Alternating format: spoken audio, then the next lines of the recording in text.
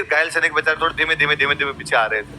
परमादित्य चंदेल को भगवान जाने क्या दिमाग में, उसने इन घायल सैनिकों को पकड़ के मार दिया।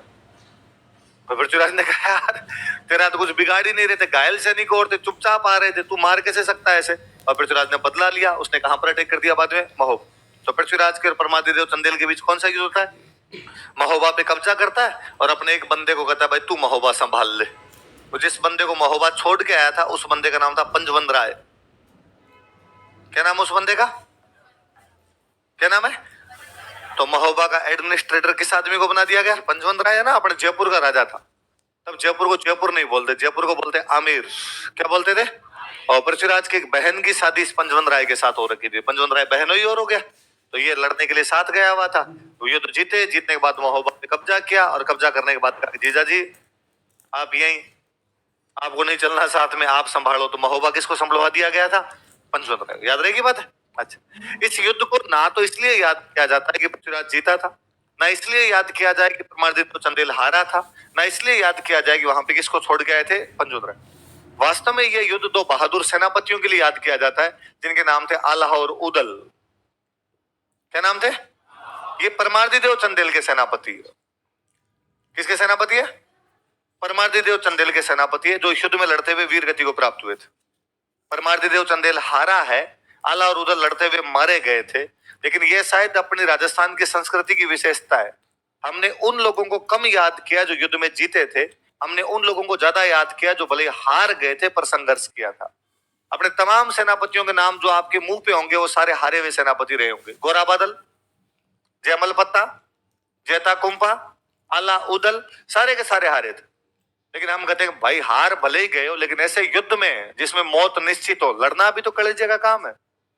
दिख रहा था कि यार सामने वाली सेना बड़ी है, उसके बावजूद ये लोग लड़े थे। और एक बार तो सामने वाली टीम के छक्के छुड़ा दिए थे इन लोगों ने। तो वैसे वैसे इस युद्ध में बेहतरीन तरीके से कोई लड़ रहे थे, तो कौन लड़ रहे थे? आल्हा और उदल। किसके सेनापति है? 15 बजे स्टार लगा के लिखो। ऐसा कहते हैं कि इस युद्ध से पहले परमादित्य चंदेल के दरबार में आल्हा और उदल रहते थे और किसी बात को लेके आल्हा उदल की परमादित्य चंदेल से लड़ाई हो गई। आपस में नहीं बनती, राजा के साथ सेनापतियों की बनती नहीं। इसलिए परमादित्य चंदेल का दरबार छोड़ के जयचंद के पास चले गए, दूसरे किसी राजा के पास में जाके रहने लगे। जब लड़ाई हुई थी उस समय यहाँ पे महोबा के अंदर रहते नहीं थे। महोबा पे जब पृथ्वीराज का आक्रमण होने वाला था तो परमादित्य चंदेल को लगा कि यार पृथ्वीराज से लड़ने के लिए सेना बड़ी चाहिए, और अपने सबसे अच्छे सेनापति कौन है? आल्हा और उदल। और वो तो अपने से नाराज होकर महोबा में रहते नहीं, वो तो महोबा से बाहर रहते हैं। तो उसने आल्हा और उदल के पास में लेटर भेजा कि आल्हा और उदल जो हो गई वो बात तो हो गई, उस बात को तो अब छोड़ो, और प्लीज अब महोबा की इज्जत का सवाल है, तुम लोग आओ और आके मेरी तरफ से लड़ो। आल्हा उदल ने मना कर दिया। आल्हा उदल ने हम नहीं आएंगे, तेरे साथ कौन लड़े, तू खुद हमसे लड़ाइयां करता था, तेरे चक्कर में देश छोड़ के दूसरे देश में आगे बैठना पड़ रहा है, और हम तेरी तरफ से लड़ने के लिए नहीं है। ये बात आल्हा उदल की मम्मी को पता चली।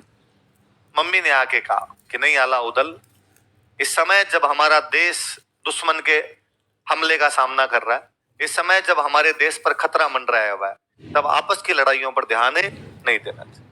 इस समय जब मातृभूमि की रक्षा का सवाल उत्पन्न हो रहा है तब लड़ाई करनी चाहिए। मातृभूमि की रक्षा सबसे पहले की जानी चाहिए, इसलिए लड़ो तुम। कहा कि पर परमादित्य चंदेल के साथ क्यों लड़े? लड़ लेंगे हम और किसी युद्ध में लड़ लेंगे, पर इस परमादित्य चंदेल से हमारी बनती नहीं, इसके साथ जाके क्यों लड़े?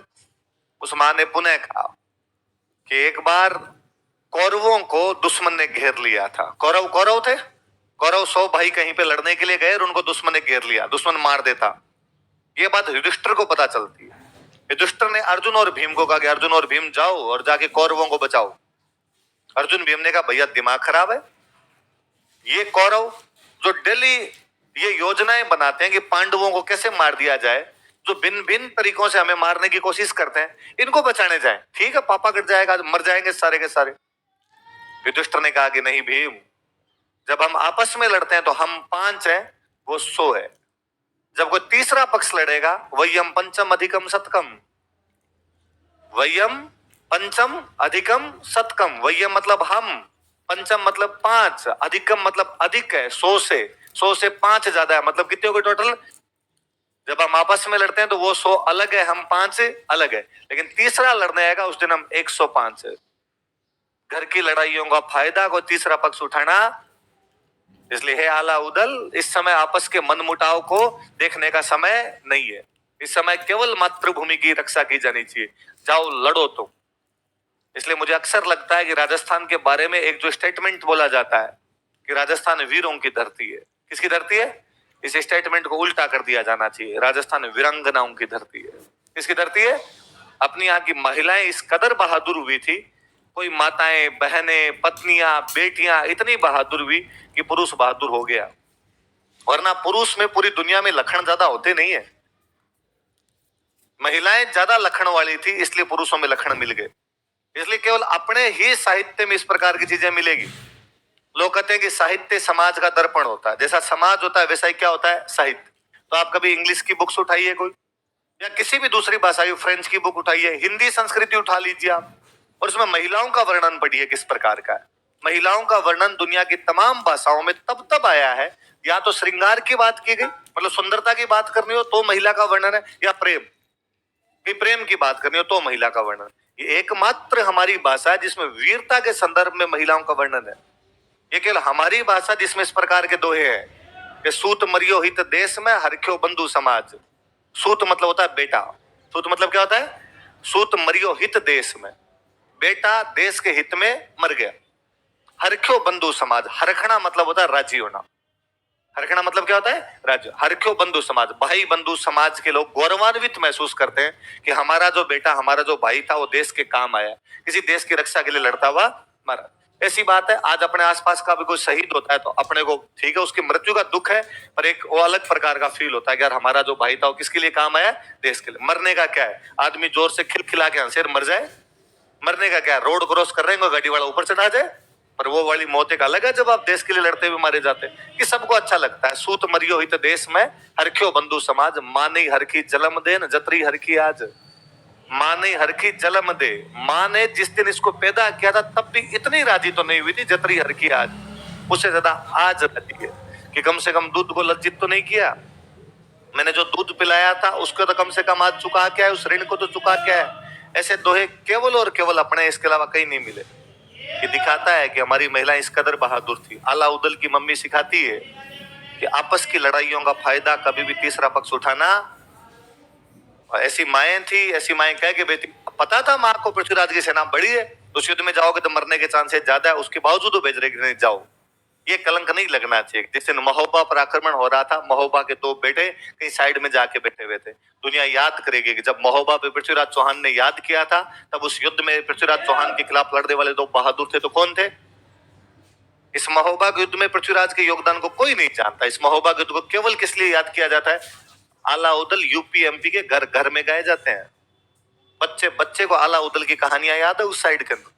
आला खंड उदल खंड चलता, अनपढ़ से अनपढ़ आदमी कुछ वो गा के सुना देगा आपको। तो कि एक युद्ध और उन बंदों की आज दिन तक हम बातें करते हैं। कब का युद्ध है? 1100। कब का युद्ध है? क्या चल रहा है? 2022। 1000 साल बीत गए। भींतड़ा जैसी गीतड़ा रह जैसी, दीवारें गिर जाएगी, मकान बना के जाओ, किले बना के जाओ, एक दिन गिर जाएंगे। गीतों में गाए गए तो उसके बाद कभी भी भुलाए नहीं जाते। वो चीजें हमेशा क्या रहेगी? अमर। आला उदल क्या हो गए? अमर हो गए।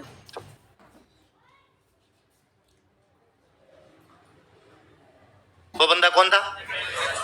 Colonel James Tod. कर्नल था, अंग्रेजों की सेना। कर्नल मतलब फौज का अधिकारी। वो आया अपने आप पे और उसने अपने राजाओं से आगे पूछा यहाँ पे कि सर वो हमारी अंग्रेजों और मराठों की लड़ाई चल रही है, हमारी मराठों के साथ लड़ाई चल रही है, आप किसकी तरफ हो?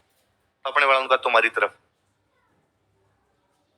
बोले पक्का हमारी तरफ, मतलब हम विदेशी हैं, आपको पता तो ना, हम अंग्रेज हैं, अंग्रेज, हम बाहर से आए हुए, आपका देश हमारे खिलाफ है।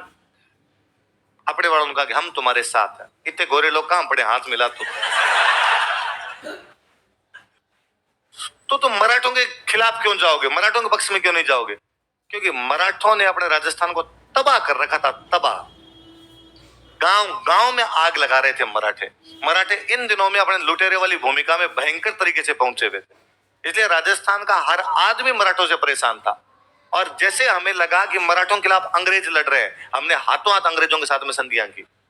इसलिए आगे जब मैं संधियां पढ़ाऊंगा तब मैं आपको बताऊंगा कि अपनी सारी संधियां 1817 और 18 में। अपने राजाओं की सारी संधियां कब है? कोई राजा पढ़ेंगे हम, लेकिन 1818 में अंग्रेजों के साथ संधि की, 1818 में अंग्रेजों के साथ संधि की, 1817 में अंग्रेजों के साथ संधि की। तो 1817-18 में क्यों, 13-14 में तो नहीं की, 15-16 में कर लेते? क्योंकि 17-18 में किसके बीच में लड़ाई चल रही है? अंग्रेजों और राजस्थान के राजाओं को संधियों के लिए तैयार करने वाला कोई बंदा था, तो वो कौन था? और तोड़ने जाके अंग्रेजों का करके तैयार बैठे हैं। ये तो अपने दोस्त बनने के लिए फटाफट जाओ संधियों पे साइन करवाओ। अंग्रेज आए, अपने से संधियों पे साइन करवाए, संधियों पे साइन करवाए, तो संधि में कुछ ही नहीं था। अंग्रेजों ने सीधा सीधा सा कहा कि आज के बाद आप और हम दोस्त हैं, और आपकी कोई लड़ाई हो, हमने कहा दोस्ती में हमें तो इतना ही चाहिए कि मराठों से बचाया जाए। तो अंग्रेजों ने कहा पहली बात तो मराठों को अभी तक कूट देंगे कि आपकी तरफ आने की इनकी हिम्मत भी नहीं होगी, और बाद में भी कभी मराठे आए आप चिंता मत करो, आपको लड़ाई करने की कोई आवश्यकता नहीं, आपकी तरफ से लड़ाई हम करें। सुरक्षा के सारे अधिकार अंग्रेजों ने ले लिए। सुरक्षा के अधिकार किसने ले लिए? कि मतलब अब राजस्थान वालों को किसी से भी लड़ाई करने की कोई भी आवश्यकता, राजस्थान वालों की किसी से भी कोई लड़ाई होती है तो कौन लड़ेंगे? अंग्रेज लड़े। ये बात अंग्रेजों ने अपने सब राजाओं के साथ जाग की। उन्होंने जयपुर के राजा को कहा कि भाई आज के बाद तू नहीं लड़ेगा, तेरी जगह हम लड़ेंगे। किससे? किसी से ही लड़वा लेना तुम, एक बार तो भगवान आएगा तो ही लड़ेंगे हम तेरी तरफ से, हम तेरे दोस्त है, चिंता मत। हम मराठों से लड़ लोगे? हाँ मराठों से लड़ लेंगे। ये मेवाड़ वाले आक्रमण कर देंगे तो मेरे पे जयपुर वाले ने कहा हम लड़ेंगे, मत चिंता कर। ये जोधपुर वाला करेगा तो हम लड़ेंगे। ये बात उन्होंने मेवाड़ वाले से की, ये बात उन्होंने कोटा से की, यही बात उन्होंने बूंदी से की, यही बात उन्होंने जैसलमेर से की, यही बात उन्होंने बीकानेर से की। सबसे उन्होंने बात करी कि तुम्हारी तरफ से हम लड़ेंगे, तुम्हारी तरफ से हम लड़ेंगे। इसलिए 1817-18 के बाद राजस्थान में लड़ाई हुई नहीं कोई, क्योंकि बीकानेर की तरफ से कौन लड़ेंगे? अंग्रेज। जयपुर की तरफ से कौन लड़ेगा? अंग्रेज। अब यदि बीकानेर जयपुर के बीच में लड़ाई होती है, दोनों तरफ से कौन जाएंगे? अंग्रेज। अंग्रेज क्या वो लड़ेंगे आपस में? इसलिए 17-18 के बाद का काल राजस्थान के लिए शांति काल है। जैसे अंग्रेजों के साथ संधियां, अभी पूरे राजस्थान की लड़ाइयां क्या हो गई? तो एक प्रकार से तो अंग्रेजों के साथ संधियों का सबसे पॉजिटिव पक्ष है कि राजस्थान के लोगों ने शांति की सांस ली, वरना दिल्ली अपने कोई ना कोई युद्ध चल रहा था, किसी ना किसी से लड़ रहे थे। और अपने राजाओं ने ये अब जो गले की घंटी थी अंग्रेजों की डाल दी कि तुम जानो तुम्हारा काम जाने। और अंग्रेज इस मामले में सियाने निकले, वो बाणिये थे, उनको व्यापार करना था, वो वैसे नहीं लड़ते थे। और आपस में तो क्यों ही लड़ेंगे? दोनों तरफ से अंग्रेज आज लड़े कल लड़े। एक दो लोग है, एक की सुरक्षा मैं कर रहा हूँ, एक की सुरक्षा मेरा छोटा भाई कर रहा था, हम आपस में नहीं लड़ेंगे, सीधी सी बात है, संधि हम कर लेंगे आपस के अंदर। तो अब अंग्रेजों के साथ अपने राजस्थान के सारे राजाओं ने क्या कर ली? संधियां। कब कर ली? 1817-18। अब राजाओं ने जब संधियां की तो राजाओं ने कहा भाई तुम्हारा कौन है सबसे बड़ा अधिकारी? कौन है तुम्हारा? तो हमारा सबसे बड़ा अधिकारी है गवर्नर जनरल। कौन है वो? कहां रहता है तुम्हारा गवर्नर जनरल? तो कहा कलकत्ता। कहां रहता है? तुमने कहा ठीक मजाक करते हो, मतलब तुम्हारा सबसे बड़ा अधिकारी वो बेटा है ठेठ उधर भारत में, और हम पड़े ये भारत का पूर्वी तट बंगाल की खाड़ी जहां पर कलकत्ता, और भारत का पश्चिमी भाग हम, मतलब भारत के एक छोर पे अपने बैठे और भारत के दूसरे छोर पर कौन बैठे हैं? अंग्रेज। तो हमने कहा यार एक राजा को यदि गवर्नर जनरल से बात करनी पड़ी तो कलकत्ता जाने में 3 साल लगते हैं, कैसे बात करेंगे हम? तो उनका अरे तुम क्यों आओगे यार बात करने के लिए, हम करेंगे तुमसे बात, हमारा एक बंदा हमेशा तुम्हारे पास रहेगा, तुम तो उसको मैसेज देना वो लेटर पहुंचा देगा। वो एक बंदा जो राजस्थान के अंदर रहता था, अंग्रेजों की तरफ से रियासतों के अंदर रहता था, उस बंदे को बोलते पॉलिटिकल एजेंट। क्या बोलते? राजाओं से संबंधित बात होती है वो पॉलिटिकल बात होती है, सोशल बात होती है। राजाओं की बात राजनीतिक होगी तो राजनीतिक बातों में एजेंट का मतलब क्या था? दो लोगों के बीच का मीडिएटर। आपके और मेरे बीच के अंदर कोई तीसरा बात करने वाला तो अपने कहते हैं एजेंट है ना। अपने को प्लॉट खरीदना होता है तो अपने कहते हैं प्लॉट खरीदना है अपने, तो अपने कहते हैं एजेंट पकड़ो, दलाल, ब्रोकर, बिचौलिया, यही तो होता है। तो कि भाई प्लॉट लेना है तो सीधा मालिक का तो अपने को पता ही नहीं, कोई एजेंट आता होगा मैं दिला दूं। अब उस मालिक से वो बात करता है, आपसे वो बात करता है, उस मालिक को कहता है 5% सौ देगा, आपको कहता है 5% सौ देगा, दोनों से 5-5% लेके आपके बीच में समझौता करवा देता है। और दोनों कहता बताओगे नहीं आपको कितनी रेट बताइए, उधर वाले को और कहता बताओगे नहीं कितनी रेट बताइए, हाँ भर जाएगा, क्यों जाएगा, वो मीटिंग हो रही है, कर ले देखी जाएगी आज, यही कर ले अपने कितनी को है, जा फिर इतनी ज्यादा हो रही है तेरा, इतना ज्यादा मतलब ये रहता है आपकी वो मीटिंग जैसा है, ऐसी चल रहे हैं सर, ऐसी चला रहा भाई सर, हाँ ये लग ही रहा है तुम्हें थोड़ा सा यूं, बाकी होती नहीं है इस प्रकार की चीजें, क्लास रहती है हमेशा क्लास रहती है।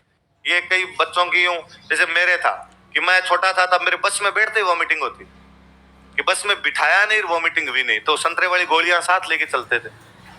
बोले गांव में संतरे वाली गोलियां मिलती थी, तो मम्मी यूं बैठते बस में मुंह में दबाती, ये खा, वरना थोड़ी देर में उल्टियां करता घूमेगा यहाँ पे। तो कई ताबरों में वैसे हो जाता है। तो वो जो पॉलिटिकल एजेंट बन के अपने राजस्थान में आया था, कि राजस्थान के राजाओं से बातचीत करने के लिए वहां एक बंदा ऑलरेडी रहे, वो बंदा टोड था। वो बंदा कौन था? तो कर्नल टोड अपने राजस्थान में किस रूप में आया था? पॉलिटिकल एजेंट बन। क्या बन के आया था? पश्चिमी राजपूताना रियासतों का पॉलिटिकल एजेंट। अपने उदयपुर में हेडक्वार्टर बनाया था, पर वो सबका पॉलिटिकल एजेंट था। उदयपुर का, जोधपुर का, बूंदी का, कोटा का, इन सबका पॉलिटिकल एजेंट एक को ही बना दिया था कि तू जाने, तेरा काम जाने, तू इधर वाले मैटर अपने संभालता रहे। तो उसने कहा ठीक है, मैं पॉलिटिकल एजेंट। अब काम तो कुछ है ही नहीं यार पॉलिटिकल एजेंट का, आपको आगे बैठना है। राजा कोई बात कहेगा तो गवर्नर जनरल को पहुंचानी है, गवर्नर जनरल की कोई बात किसके पास पहुंचानी है? राजा। फ्री बैठो आप, कब कब बात होती है। ये तो है नहीं कि राजा सुबह शाम दोनों टाइम गवर्नर जनरल से बात करता था कि भाई ये काम करना है या नहीं करना है। कभी कभार को 2-4 साल में एक आधी बात करनी होती थी। तो पॉलिटिकल एजेंट बैठा था फ्री। वो पॉलिटिकल एजेंट कौन था? Colonel Jamshed Tod. उस बंदे को हिस्ट्री का शौक था, उसको तो हिस्ट्री का शौक था, वो था। और राजस्थान में ऐसा कोई बंदा ही नहीं होता जिसे हिस्ट्री का शौक नहीं हो। और ये पूरी इंडिया का ट्रेडिशन है। आप कहने को कहते हो कि सर हमें हिस्ट्री अच्छा नहीं लगता, मैं कहता हूं ऐसा कोई बंदा ही नहीं जिसको हिस्ट्री अच्छा नहीं। कहानियां सुननी सबको अच्छी लगती है, और अपने हिस्ट्री है ही नहीं, अपने हिस्ट्री स्टोरी है। मैं हमेशा कहता हूँ कि हिस्ट्री का एच तो ये आगे वाला तो हटा दिया हमने। राजा रानी की कहानियां सबको अच्छी लगती है। यदि भारत में किसी को हिस्ट्री अच्छी ना लगे तो रामायण और महाभारत सीरियल नहीं चले भारत में, वरना रामायण और महाभारत क्या चले होंगे भारत के अंदर। इसका मतलब भारत के हर आदमी को कहानियां सुननी तो अच्छी लगती, वो कहानियां किसी प्रकार की हो। तो अपना हर आदमी कहानियां जानता भी है। तो टोड बेचारा फ्री बैठा रहता, तो अपने वालों से बुला बुला के पूछता, ये जो तुम्हारे मंदिर बना हुआ है ये कब का है? अपने वाला उसको बताता भाई साहब आज का नहीं है।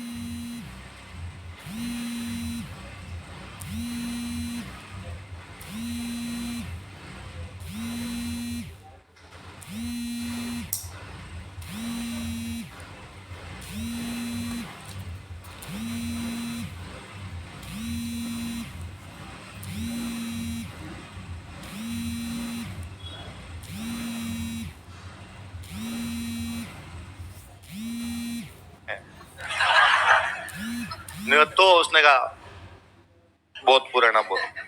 कितना? उन्होंने कहा 2000 साल। 2000 साल पहले बन गया। तो तोड़ की इच्छाएं हुई। 2000 साल पहले भी लोग ऐसे मंदिर बना लेते थे। तो किसी सियाने आदमी से पूछा कि यार कब का है? तो किसी ने कहा 2000 तो नहीं है, पर 1500 साल पुराना तो है।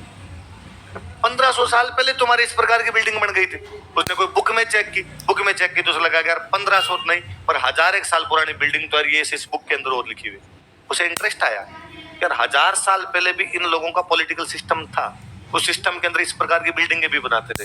तो कौन थे वो लोग जो इस प्रकार की बिल्डिंग बनाते थे? अब उसने खोदना शुरू किया, उसने कहानियां पढ़नी शुरू की। उसने किसी बंदे का नाम पता लगाया, यार पापा रावल नाम का एक आदमी था, और वो यहाँ पर 1200 साल पहले एकलिंग जी का मंदिर बना रहा था। वो उदयपुर बैठा था। अब उसने पता लगा कि पापा रावल कौन था। तो उसे कहानियों से और पता चला कि पापा रावल तो हमारे बहुत बड़ा राजा हुआ था, और पापा रावल तो गजनी तक चला गया लड़ते हुए। गजनी कहाँ पड़ता था? अफगानिस्तान। तो लगा चित्तौड़गढ़ का एक राजा लड़ने के लिए गजनी तक चला गया, क्या कारण रहे होंगे? अब उसने धीरे धीरे से कहानियां लिखनी शुरू की, लोगों से कहानियां खोदनी शुरू की, और अपनी कहानियों में उसको खूब ही मजे आए। और अपनी कहानियों में सारी बातें उस प्रकार की थी। अपने भी खूब सारे अटैक हुए थे, तो अपने लोगों ने खूब युद्ध किए थे। और युद्धों की स्थिति ये थी कि आपकी तरफ से लड़ने के लिए कितने आदमी के? 140। सामने से लड़ने के लिए कितने आए थे? 1000। रिजल्ट क्या रहा कि 140 तो मर गए, लेकिन सामने वालों को कितने मार दिए? 600। इसलिए 400 भाग गए। उन्हें लगा जब 140 ने ये मार दिया तो आगे बढ़ेंगे तो अगले गांव में भी 140 बैठे हैं, और इन 400 क्या होगा बाद में, तो वो भाग जाया करते। तो अपनी लड़ाइयों के इस प्रकार नतीजे थे। उसको ये बड़े मजे आए। और उसने किसी से पूछा कि भाई 140,000 से लड़ने के लिए गए तो डर नहीं लगा? तब उन्होंने कहा साहब थप्पड़ से डर नहीं लगता, डर वर वाली चीज तो हम सीखे ही नहीं है। उसे इन बातों में और मजे आए। तो उसने अपनी इतनी भयंकर तारीफें की है, इतनी ज्यादा तारीफें की टोड ने अपनी किताब के अंदर, कि जब आप टोड की बुक पढ़ते हो तो आपको कई जगह लगता है कि इतना भी नहीं था। जितने बहादुर तूने बताए हैं ना, 19-20 है यार, थोड़ा बहुत तू थोड़े ज्यादा नहीं बता गया, पर वो वाकई बेचारा बहुत ज्यादा ही तारीफें करके गया। अब टोड अंग्रेजों से जाके मिलता, अपने अफसरों से जाके मिलता। अफसर पूछते कि यार पोस्टिंग कहाँ है तेरी आजकल? तो कहता राजस्थान। अरे यार गर्मी पड़ती होगी भयंकर वाली वहां तो। कहाँ भेज दिया यार तेरे को वहां पे, और ये तो यार काले पानी की सजा है, उस राजस्थान में पोस्टिंग देना। और तोड़ कहता यार तुम नहीं जानते, मैं वही पोस्टिंग लेना चाहता हूँ और मैं तो वहीं बसना चाहता हूँ, मैं वहीं रहना चाहता हूँ। क्यों, ऐसा क्या वहां? उसने कहा यार लोग बड़े जोरदार है। क्या है वहां के लोगों में? कहा बहादुर है बहुत ज्यादा। तो उसने कितने बहादुर है, अपने को थोड़ी हरा दे। तोड़ने का ये तो उनको पता नहीं है अपनी शक्तियां, वरना तुम्हें तो वो भींच भींच के मार दे। तुम्हारे तो मुंह ही लुप लुप से है सबके, थप्पड़ मारे तो लाल हो जाए तुम्हारे। डाकी है डाकी। आप मानोगे नहीं, अंग्रेजों को तोड़ पे डाउट हुआ था कि टोड राजस्थान वालों के साथ मिलके अंग्रेजों के खिलाफ लड़ाई लड़ेगा, इसलिए टोड का जबरदस्ती ट्रांसफर किया था, इंग्लैंड जा वापस। तोड़ वापड़ा रोया है उनके सामने कि मेरी बुक कंप्लीट करनी है। अंग्रेजों का वहां नोट साथ मिले, वहां इंडिया नहीं रहने देंगे तेरे को, राजस्थान तो पक्के नहीं रहने देंगे। और तू तो बॉम्बे, उधर से बॉम्बे बंदर अपना सबसे नजदीक का बंदरगाह बॉम्बे था। अंग्रेजों का जो बंदरगाह अपने सबसे नजदीक लगता है कौन सा था? बॉम्बे। हाथों हाथ उदयपुर से बॉम्बे भेजा था और के जाने नहीं दिया उस आदमी को। उन्हें मैं जोधपुर जाऊं, ना ना ना ना, फटाफट रूट पकड़। तो यहाँ से बॉम्बे बिठाया, बॉम्बे बिठा के